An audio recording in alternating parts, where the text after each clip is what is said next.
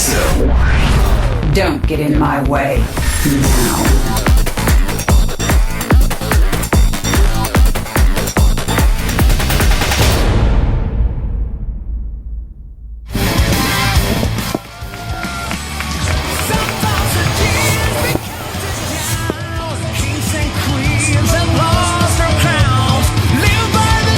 What's up, guys? Tastosis is here, and we are on to our final best of 3. Indeed we are. The rematch, Leenock against Parting. Parting took him out 2-1. Really close series, actually, the first time around, and Parting narrowly losing to Seed in their best 3, 1-2. So, you know, the previous match, just to recap in case you missed it somehow, Suocean just had 2 all-ins. It didn't work. Yeah. I feel like his all-ins are really good. He just clearly does it too much. Yeah, he's way too predictable. In fact, the one game that he won was when he played against his own style in a macro game. That's the one game he won today. You know, he actually, his all-ins in of themselves are hard to predict what kind of all-in, I mean. Yes, yes. But the fact that he's always going to do it.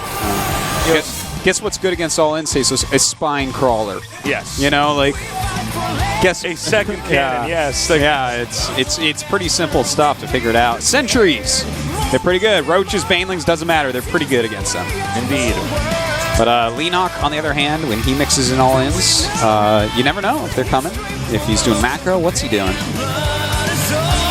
The only thing you know is he's bringing the heat, Tasos. Yeah, that's right, Artosis. It's the only thing you do know. It's like one of those like meaningless statements. It's like, well, looks like he just wanted it more. All right, guys. Leenock against Parting. The final best of 3. Only one will move on to get a little bit higher up in the GSL Code S. GSL.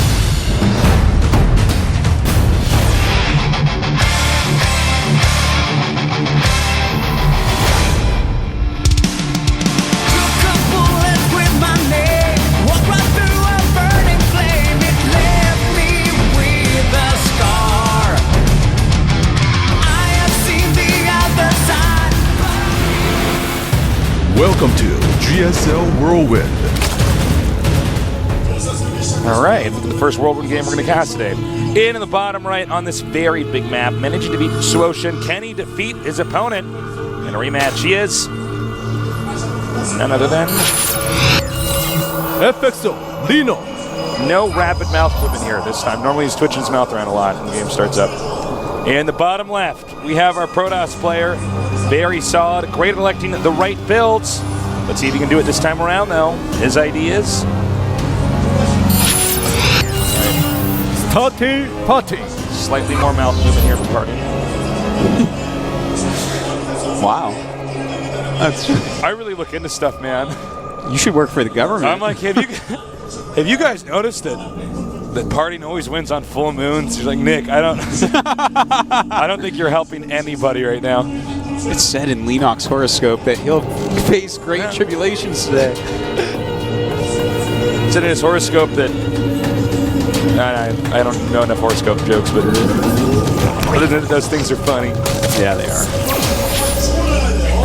Okay, so Whirlwind is our biggest map. It's huge, but they're both on the bottom, so Parting's going to be happy about that. It's a little bit closer for him to actually go over and try to do anything. Because when they are like cross spawns on Whirlwind, oh god, is that far. That is a long, long walk. In some ways, I feel like it's almost too far. Yeah. In fact, let's name some builds that we probably aren't going to see. We probably will not see 2-base all-in here from Parting, like we including... won't see Command Center first? You're like, yes, Nick, we will not see that. We will not see Reactored Hellions. Well, actually, this is versus Zerg. We might see Reactored Hellions. That's how often.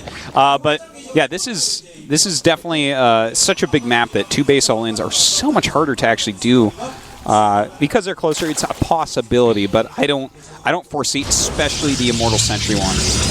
I just don't think so. Quick third base is something we see here a lot. Blink Stalker is an important part of your tech tree on this map. As if they aren't always, but like more so on a bigger map because they're actually mobile. And there's more room, of course, to blink the Stalkers away in a battle. So, we're kind of going to wait for this game to pick up here. Yeah. it's going to be pretty standard to open. I mean, Yeah. 3 hatch for Leenock. He's not Soshin, so he's going to go 3 hatch because that's what Zergs do. And then as far as parting goes, we can't tell what he's going to do until Core's done. Yeah, basically around the time this core's done, we can see that's when we'll see is he getting +1, is he getting additional gases, etc. All right, so some of the lings are coming back here now. Overlord spread pretty nice. Keeping one Overlord, well, now headed towards the main. Another one right outside the main. The expansion, excuse me. And basically, Zerg gets map controlling on. Occasionally, we see Protosses get a Stalker first and move out and start shooting down lings and Overlords. Because the Stalker's faster than anything that doesn't have a speed upgrade for Zerg early on. That's it's very popular. We see a lot of people do that. We're gonna have an interception here. He tried. Nope. Looks like he messed it up. Yeah. Making a single Zealot.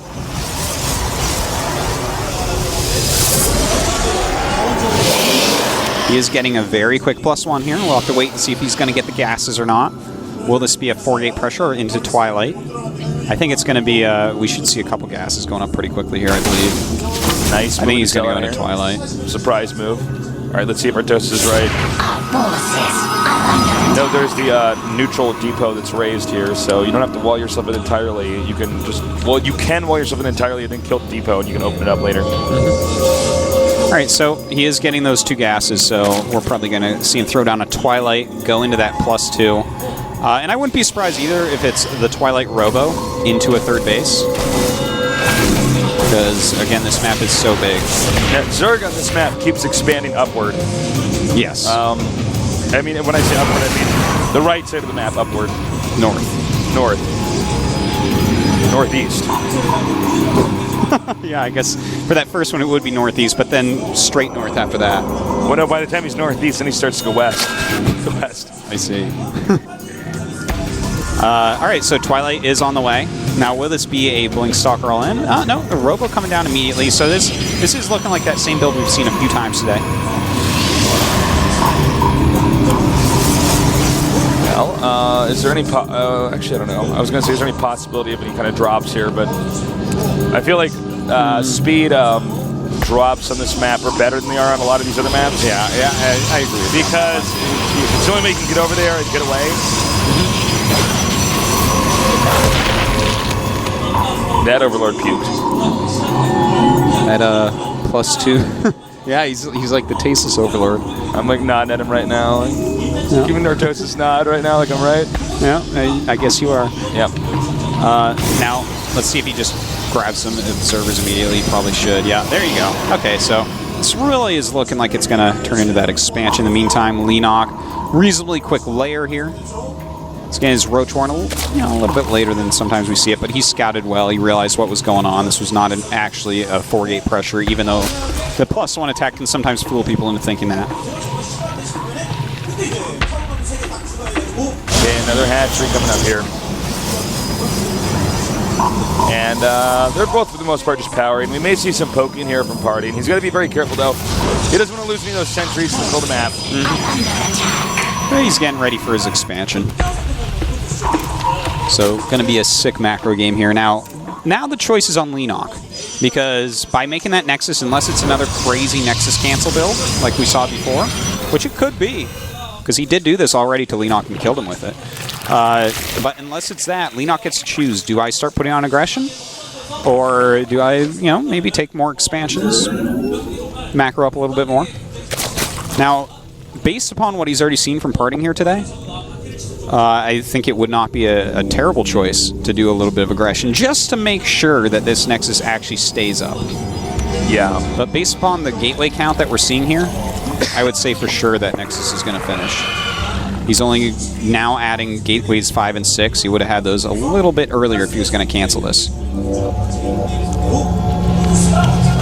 And it looks like he'll poke again in here with these lings, just to try to make sure that, Harding's staying honest. I'm sorry, these lings and roaches. And he's got to turn around. There's no way in hell he can beat that Protoss army. Oh, yeah. You can see he wants him to go up the ramps and force field some stuff up there. All right, and parting His third base is up. Leenock, in the meantime, has taken a fourth.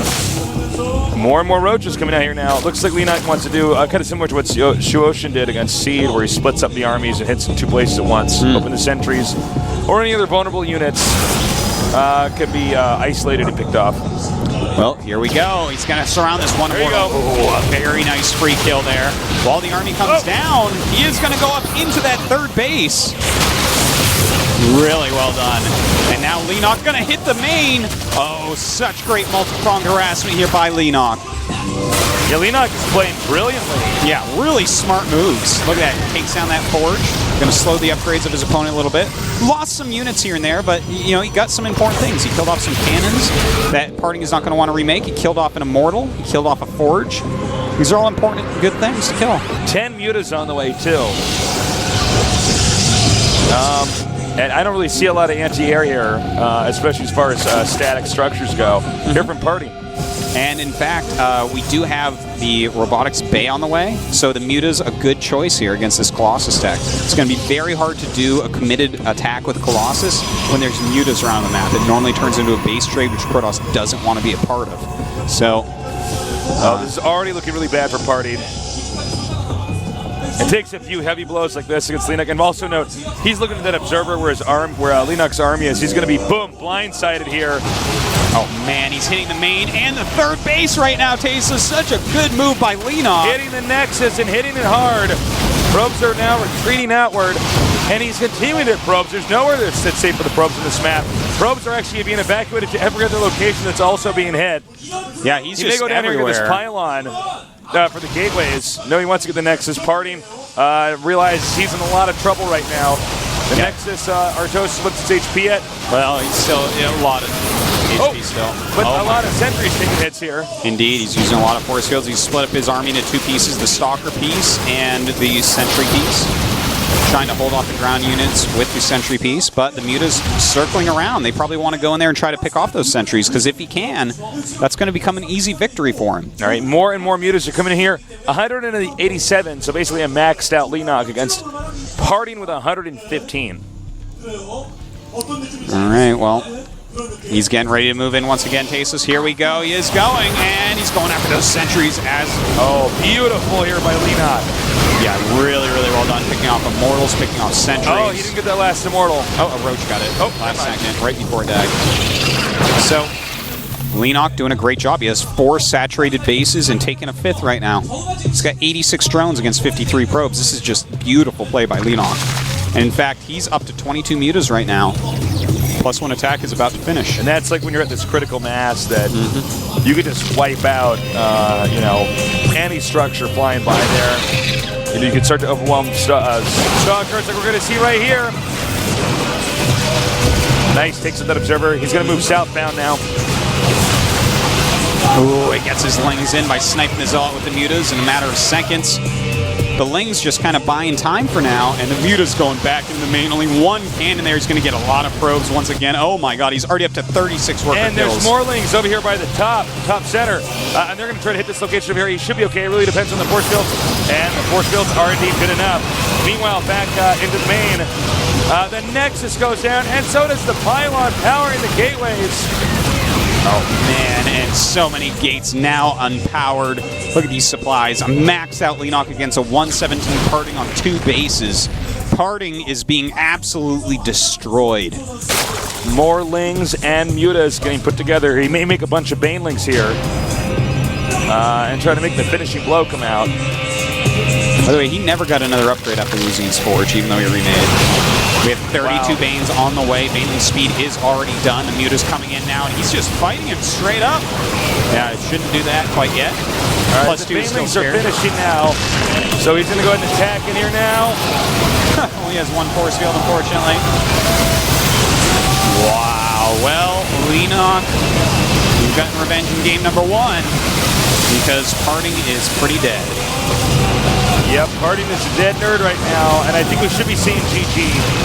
There's really no way for him to recover. There it is. Super well done there by Leenock. That was really good transitions. His multi-pronged harassment was just stellar. Picked off so many probes. You know, Parting was going for an anti-ground army. Yeah. He was trying to tech up into Colossus. He had a lot of Immortals. He had a lot of Sentries. But against Mass Muta, this type of army, this type of tech, is not going to be that useful, especially on a map spread out like Whirlwind. You know, I feel like Parting is good at tricking Leenock. Leenock is better in a standard game. That's what it feels like watching this, doesn't it? Which is so funny, because I always think of Parting as a very standard, straight-up player. He's such a macro beast, you know? Yeah. But, yeah, definitely today it is the other way around. Well, let's see here. It looks like we're going to go into game number 2 momentarily. And the map chosen here by Parting is Cloud Kingdom. Yeah. Cloud Kingdom. Good map for PvZ. Be excited to see what Parting has planned on this map. Will it just be that same build that we keep seeing? I don't know, Toasties. I don't know either. Let's find out together. Let's find out. Together. Together, we'll cast it and find out. No, but seriously, I actually don't know. I feel like if Parting... I don't know how many cards Parting has up his sleeve. This is already their second best of 3. Well, you better have 53 cards up there, Tasus. Because Leenock's playing with a full deck tonight. He is. Well said, Artosis. Oh, my God. Well, guys, I don't know if Parting can do it. Again, we got to watch and see what build is Parting going to pick. I think that's the most important part. Is it a build that Leenock's going to get fooled by? Because I don't see Parting beating him in a straight-up game. Well, I think we're going to see a 2-base build here by Parting. It's Cloud Kingdom, definitely a map that you can do a 2-base build on. We'll see, though. Leenock sometimes cheeses. He might just throw one in. Yeah, actually, that would be smart, too. Yeah, I wouldn't mind seeing that. It was one of those just basic roach leg attacks early on. Well, we're going to find out, guys. All right, we are back from our long break, and we are happy to be casting the GSL Codes with players such as Leenock and Parting. I can't believe one of these guys is going to be out. And so we're going to find out who that's going to be. I bungled last.